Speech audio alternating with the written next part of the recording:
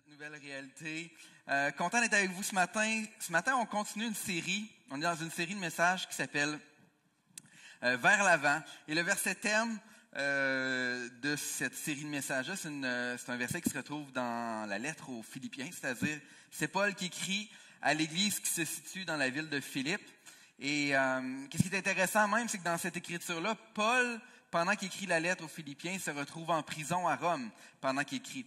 Et voici qu'est-ce qu'il nous écrit pendant qu'il est en prison. Il dit, à partir du chapitre 3, versets 13 et 14, « Non, frère, pour moi, je n'estime pas avoir saisi le prix, mais je fais une seule chose, oubliant ce qui est derrière moi et tendant toute mon énergie vers ce qui est devant moi, je poursuis ma course vers le but pour remporter le prix, attaché à l'appel que Dieu nous a adressé du haut des ciels dans l'union avec Jésus-Christ. » Amen. Puis, qu'est-ce que je trouve intéressant dans ce verset-là? C'est, peut-être, excusez-moi mon anglicisme, mais c'est la drive de Paul. C'est comment que Paul est focalisé sur une chose. Il dit pas, je mets parmi les choses que je fais, je vais faire ça. Non, il dit, je mets toute mon énergie vers une chose. Et je trouve ça intéressant parce que pendant que je préparais mon message, j'étais comme, c'était quoi le mindset de Paul quand il écrivait cette lettre-là? Je dis, tu sais, il est vraiment focalisé vers l'objectif de faire avancer le royaume de Dieu.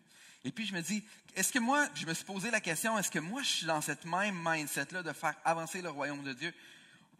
Peu importe la situation, peu importe la circonstance, peu importe la saison dans laquelle que je me trouve, est-ce qu'on reste vraiment focalisé? Puis je pense que c'est la question qu'on peut se poser ensemble ce matin. C'est est-ce qu'on reste focalisé à vraiment faire avancer le royaume de Dieu?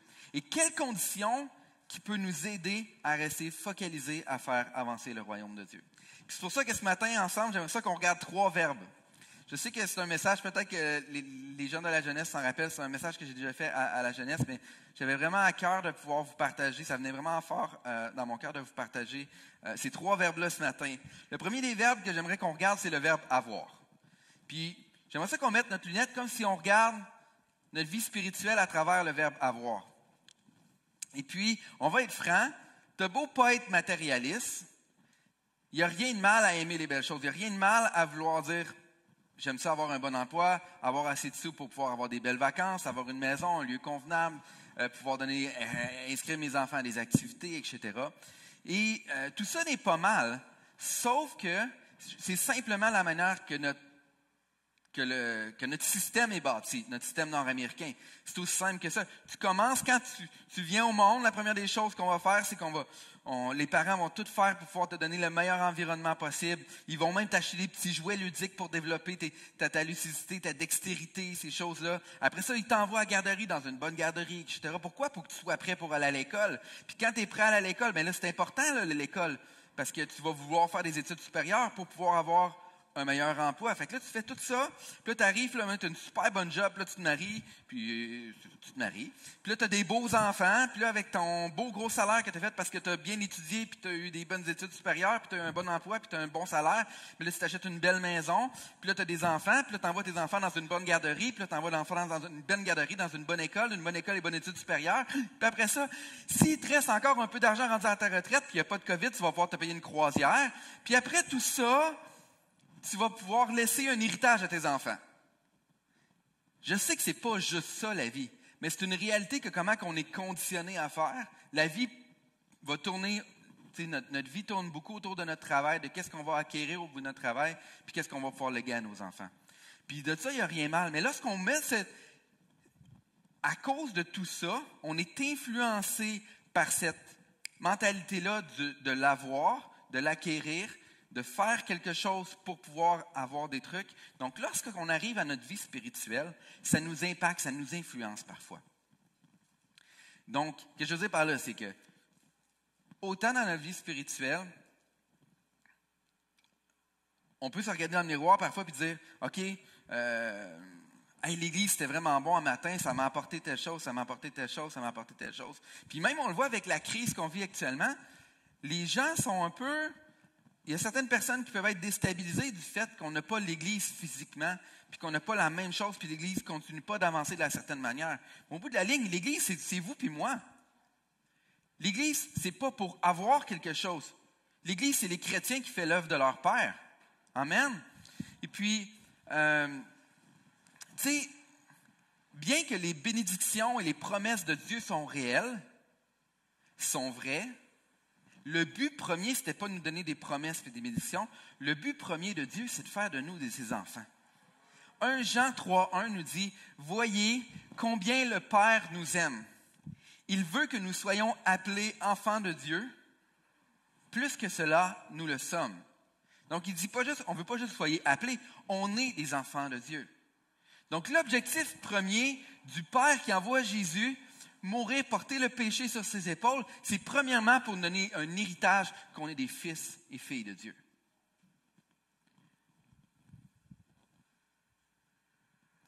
Parce que quand tu restes dans le concept d'avoir, c'est très difficile de toujours être satisfait.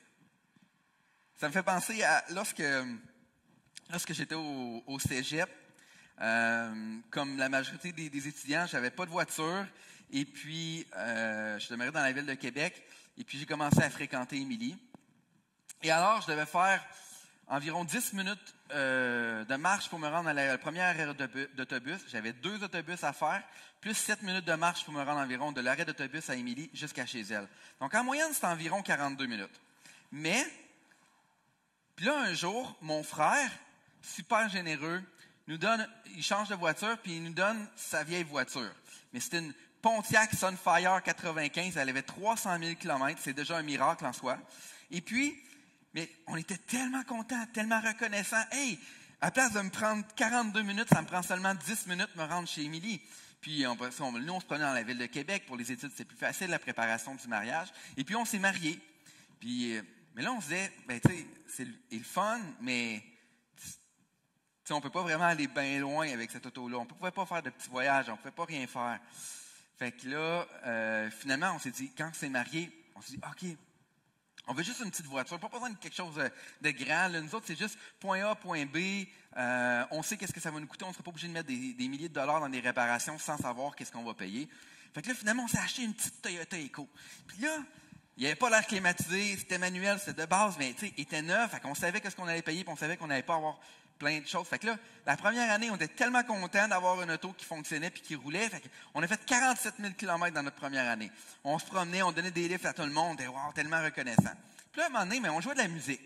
T'sais. Puis quand tu joues de la musique, ben là, dans une Toyota Eco, tu mets le piano, tu mets la guitare, tu essaies de faire du Tetris pour réussir à rentrer le pied de piano avec un musicien. Ça devenait tannant un peu. Fait que là, tu commences à regarder les station wagons. Je sais que je suis un peu différent. C'est qui les gars de 24 ans qui regardent des station wagons? Mais moi, j'étais comme ça. Je n'avais pas encore d'enfant, puis je trouvais tellement qu'une auto beige station wagon, je trouvais ça beau. Fait qu'on en a acheté une. Fait que là, ça, c'était tellement cool. Il y en avait l'air climatisé en plus, qu'on n'avait pas. On avait les bancs chauffants, puis c'était le fun, c'est facile à rentrer le piano. Mais on en a eu un enfant. Puis c'est le fun, ça, pour un enfant. Mais tout ça pour dire que, quand on est arrivé,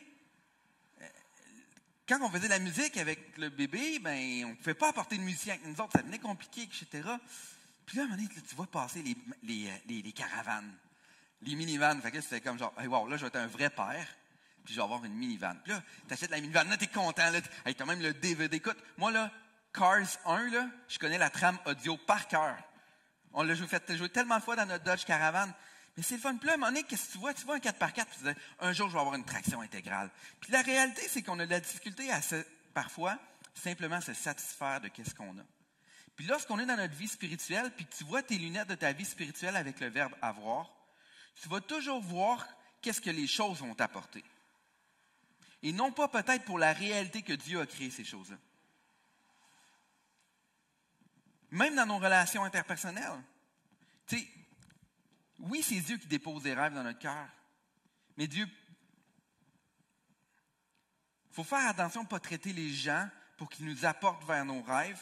Dieu nous dit premièrement, justement dans 1 Jean 3, le même chapitre qui dit, voyez quel amour le Père nous a donné. Au verset 16, ça dit, Nous avons appris à connaître quel est le véritable amour par celui qui a offert sa vie pour nous. C'est pourquoi nous devons nous aussi engager, donc engager, c'est, on s'engage, notre vie pour le bien de nos frères. Il ne dit pas, trouvez des frères pour les engager pour votre bien. Ce n'est pas la question qu'est-ce que Matthieu m'apporte. Ce n'est pas la question qu'est-ce que Désiré m'apporte.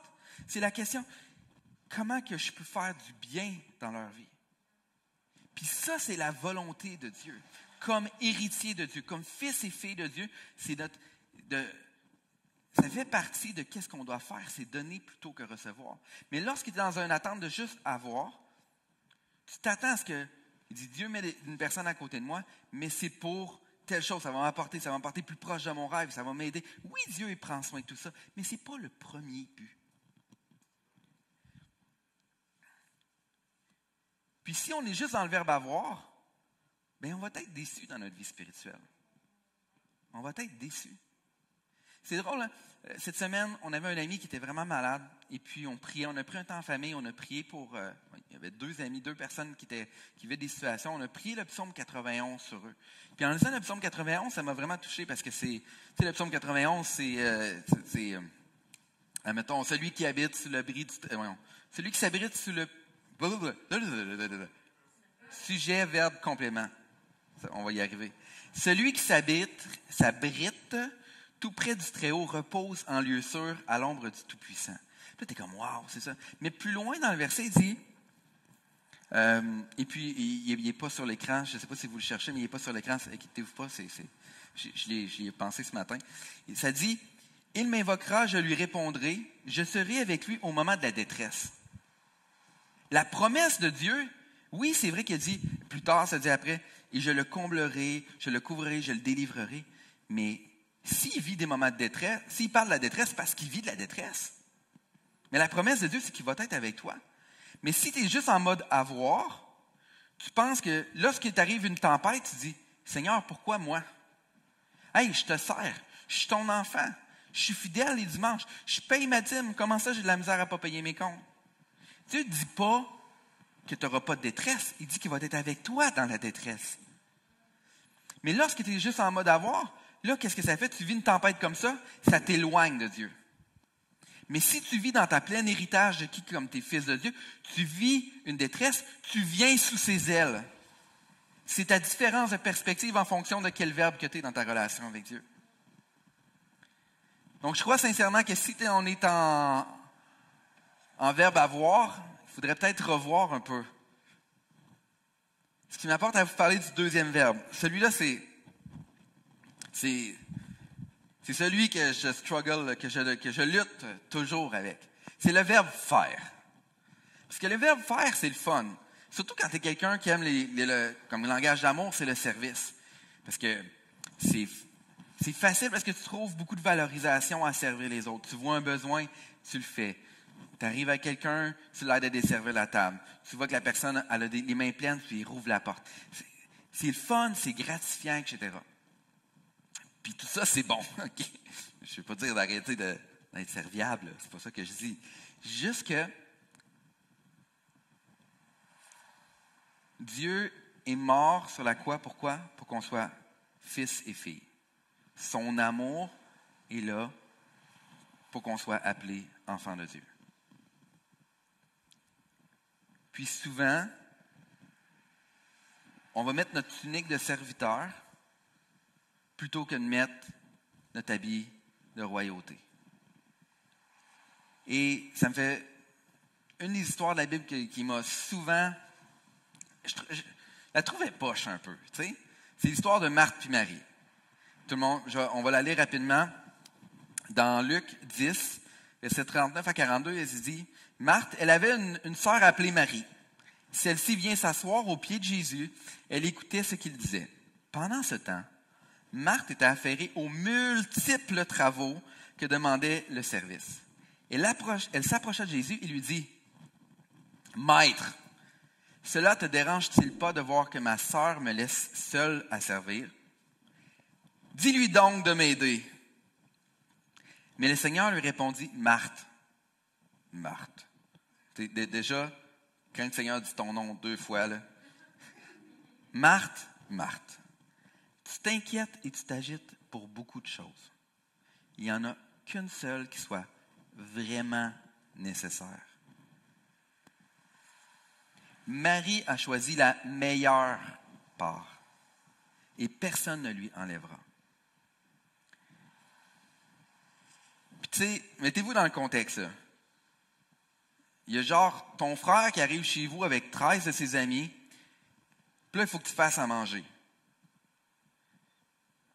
Ta sœur, elle fait rien. Puis toi, tu es là. Tu sais, je veux dire, ça faisait partie de sa responsabilité, les choses qu'elle devait faire, tu sais. Puis, tu sais, au bout de la ligne, là, Marthe, là, elle voulait juste servir Jésus, là. Vous comprenez? Mais, il dit non. Ça ne dit pas que c'est pas bon, qu'est-ce qu'il dit? Mais il dit, il y a une meilleure part pour nous. Parce que lorsqu'on tombe en mode faire, souvent aussi, c'est peut-être pour nous aider dans notre culpabilité. Peut-être parce que des fois, on lutte avec des péchés, puis que quand on pense qu'en... Je vais juste la mettre comme ça. Peut-être qu'on lutte avec quelque chose, puis le fait d'en faire plus, pense que ça va nous rapprocher plus de Dieu.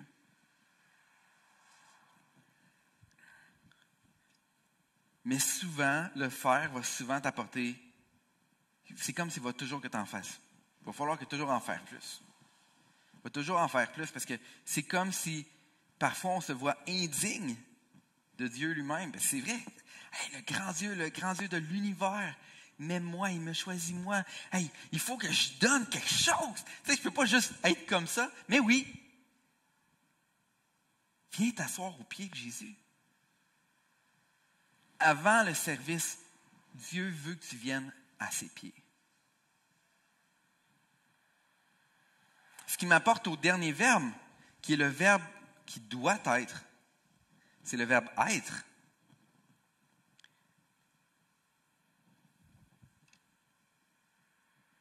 Puis, si on vient à notre verset thème de Philippiens, je vais le recommencer, mais en partant du verset 12, qui dit « Non, certes, je ne suis pas encore parvenu au but, je n'ai pas atteint la perfection, mais je continue à courir pour tâcher de saisir le prix. Car Jésus-Christ s'est saisi de moi. » Puis ensuite, il y a le reste du verset. Le chapitre continue sur les versets, sur notre verset thème. Donc, la raison, ce qui motive Paul, même dans sa prison, à dire, j'oublie qu'est-ce qu'il y a en arrière, mais moi, je m'en vais vers l'avant, c'est parce que Jésus s'est saisi de lui.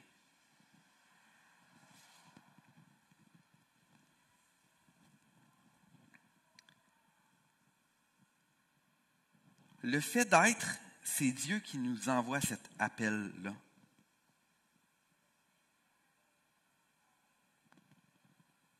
Ce n'est pas une question de combien qu'on est bon.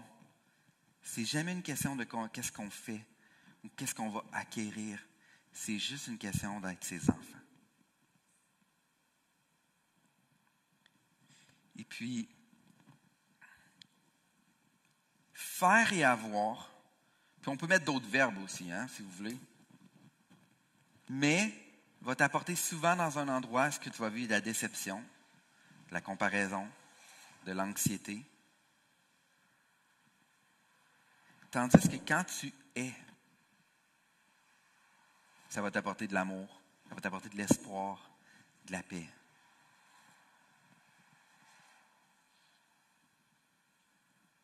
Puis c'est quelque chose qu'on a cruellement besoin.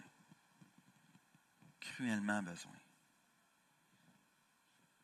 Oui, dans la saison de pandémie, mais même avant ça, jamais dans l'histoire, nos enfants n'ont jamais été aussi anxieux que ça. Il y a quelque chose qui ne tourne pas rond. Puis moi, je crois que la réponse, c'est Jésus. Et puis, je ne sais pas si Mathieu et Émilie pourraient venir. Puis, Je crois que ça part par notre adoration, de vouloir avoir une adoration désintéressée, de sacrifice envers Dieu. Et puis, je vais reprendre une expression que Pasteur Désiré utilise parfois. On va être cruellement honnête ce matin.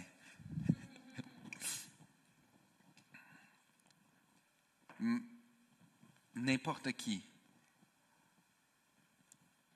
on peut servir Dieu, on peut venir à l'Église sans être connecté à la source. Puis pour être cruellement authentique, avec la pandémie, lorsqu'on est arrivé au printemps, j'ai mis ma switch de cerveau à faire. Parce que j'étais vraiment en mode réaction. Il y avait plein de choses, il y avait des changements qui arrivaient. Puis là, un moment donné, je me suis mis la switch à faire. Puis là, je dis, puis là, on était là. Puis on était 5 fois par semaine en ligne. Puis tout ça. Puis là, on lâchait pas. Puis on continuait. Puis on était engagés. Là. On était dedans. Là, t'sais. Et puis, c'était bien. Hein? On a reçu tellement de témoignages de gens qui ont été touchés par ce qu'on a fait en ligne au printemps. Puis c'était bien. Puis là, je parle seulement pour moi personnellement. Je ne parle pas pour les autres membres de l'équipe ou peu importe. Là. Mais je me suis rendu compte qu'en même temps que qu'est-ce que je faisais ça, je me desséchais. Parce que mon esprit était focusé sur faire les choses pour Dieu plutôt que être avec lui. Puis j'étais arrivé pendant mes vacances, puis pour être franc, là, j'étais vraiment comme épuisé pendant mes vacances. Puis là, j'ai dit, Seigneur, j'ai besoin que tu me rafraîchisses pendant mes vacances. Puis pendant que, une fois, on revenait de 5 jours de camping, on était en auto. Oui, 5 jours de camping, c'est pas du rafraîchissement. Désiré me comprend. Ouais, c'est ça, on a chacun. Je sais que pour certains, c'est du rafraîchissement, puis c'est correct, ça fait du bien. Mais moi, je sortais de 5 jours de camping. J'avais l'impression d'être un guerrier qui revient de la guerre. Là. J'avais des piqûres partout. J'avais mal dans le dos. Bref, je suis dans l'auto. Puis la musique joue. Puis ça tombe sur un chant qui dit « Il m'aime ». Puis les paroles du chant, entre autres le refrain dit « Tu m'aimes, malgré mes circonstances et mes offenses, tu m'aimes. Au prix de ta vie et sans répit, tu m'aimes. Tu t'es offert à bras grands ouverts. Oh mon Dieu, tu m'aimes. » Puis alors que ce chant-là jouait, j'ai senti une chaleur. J'ai vraiment senti la présence de Dieu venir sur moi. Puis qui me disait « Sam, je t'aime. » Malgré tes offenses, malgré tes manquements, malgré la saison, je t'aime.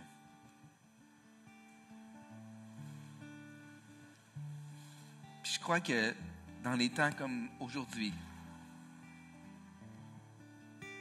si on veut être la réponse, on doit être des gens qui reçoivent, qui portent l'amour d'un Père quotidiennement.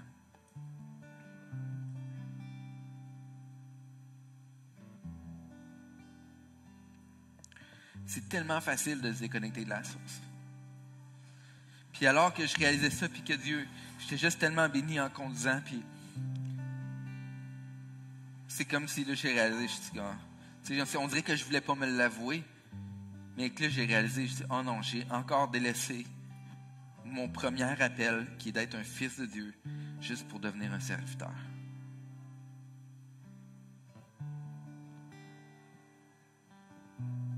Puis inquiétez-vous pas, là, j'aime servir, puis je vais continuer à servir. Mais je veux servir au pied de Jésus, premièrement. Puis en ce moment, j'ai demandé à Mathieu et à Émilie de pouvoir faire ce chant-là, qui est un chant francophone écrit par un groupe de France. Et puis, j'aimerais que vous preniez ce temps-là pas comme un moment d'adoration, mais comme un moment pour pouvoir réaliser combien Dieu vous aime. Puis qu'il n'est pas mort pour vous, pour que vous soyez des esclaves ou des serviteurs. Rappelez-vous de votre première touche de Dieu. Rappelez-vous de votre premier amour.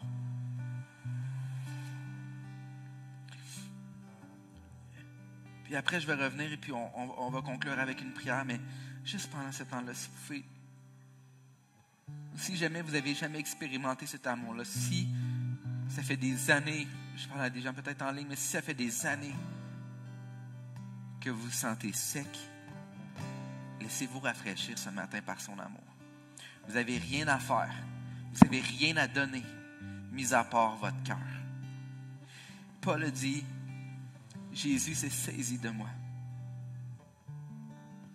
Lorsque Dieu nous saisit, on veut courir bras ouverts. Puis ma prière ce matin pour vous, si vous pouvez expérimenter cet amour-là pendant ce temps, je vous invite peut-être juste à... C'est pas une question de l'image, whatever, mais juste fermez vos yeux. Mettez-vous dans une position juste pour ressentir son amour.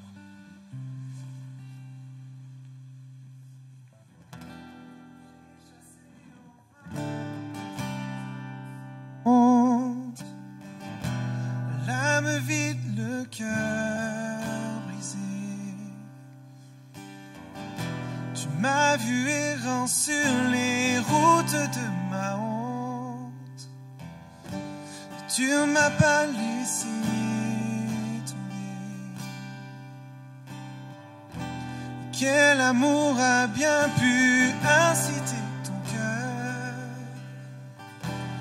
à courir après le mien? Et ma vie avait-elle autant de valeur pour que les clous percent tes mains? Tu m'aimes malgré mes circonstances, mes offenses, tu m'aimes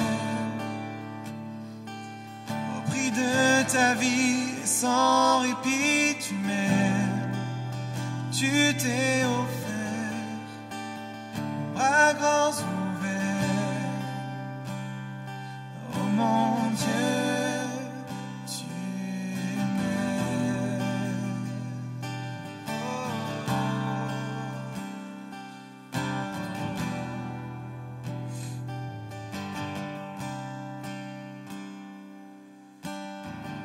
Tu as fait preuve du temps de grâce à mon égard,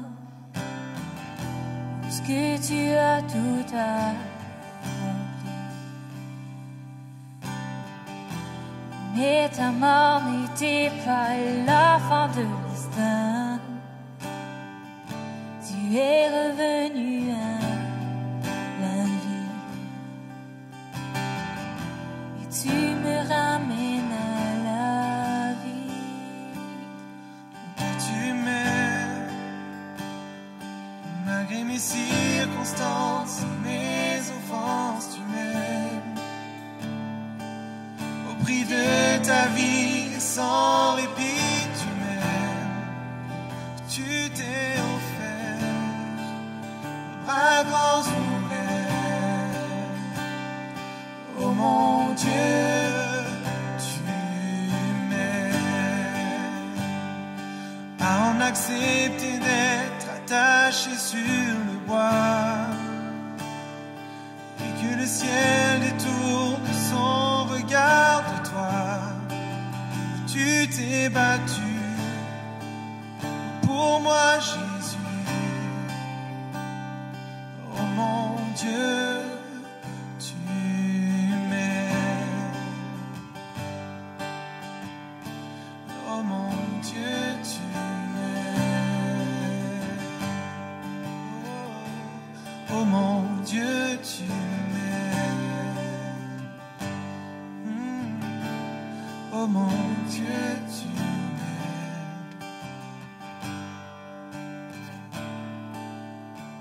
Ni la mort, ni la vie, le présent ou l'avenir ne peut dérober mon cœur de l'amour de mon Sauveur. Dans les hauts, dans les bas, je le rien ne pourra m'éloigner de toi. Ni la mort, ni la vie, le présent ou l'avenir ne peut dérober mon cœur de l'amour de mon Sauveur. Dans les hauts, dans les bas, je le sais et je le crois, rien ne pourra m'éloigner de toi. Ni la mort, ni la vie, le présent ou l'avenir ne peut dérober mon cœur de l'amour de mon Sauveur. Dans les hauts, dans les bas, je le sais et je le crois, rien ne pourra m'éloigner de toi. Oh, rien ne pourra m'éloigner de toi.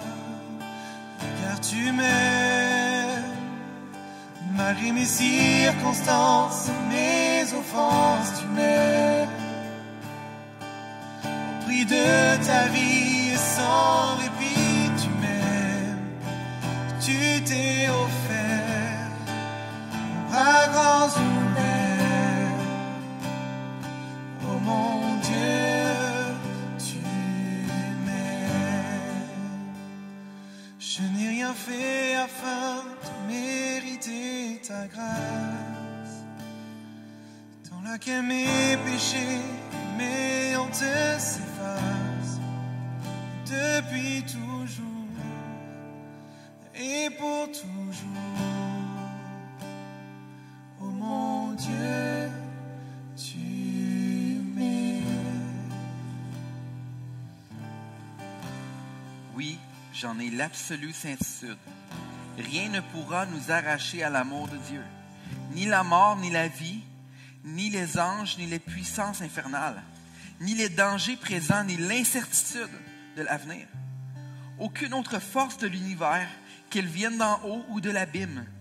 Aucune autre créature, non. Et rien au monde ne peut ériger une séparation entre nous et l'amour de Dieu.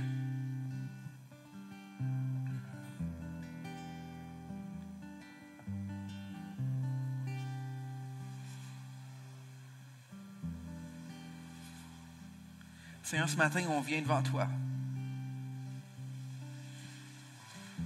Chacun d'une manière personnelle, mais aussi comme corps, qui est l'Église, qui est chaque croyant. Père, Seigneur, on veut venir, Seigneur, avec une attitude de repentance.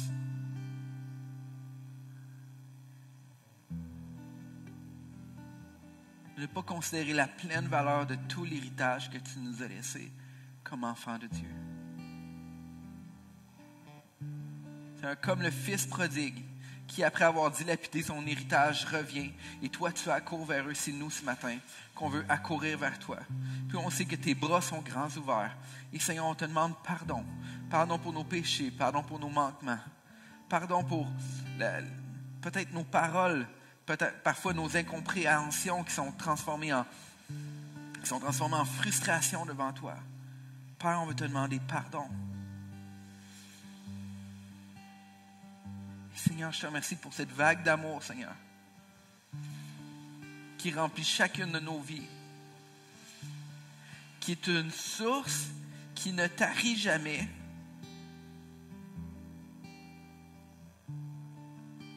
qui se déverse sur chacun de nous, qui déborde, qui se déverse sur nos familles, qui déborde, qui se déverse sur notre voisinage, qui se déverse dans nos lieux de travail, dans les écoles, peu importe, qui va jusqu'aux extrémités du monde. Et Père, dans le nom de Jésus, je te prie pour plus de toi. Je te prie pour tes priorités dans chacune de nos vies. Amen. Si ce matin, tu entends ce message, ça crée vraiment un raisonnement dans ton cœur, je t'encourage à choisir la meilleure part. C'est pas que la part que tu choisis n'était pas bonne, mais choisis la meilleure part. Va au pied de Jésus. Écoute sa voix.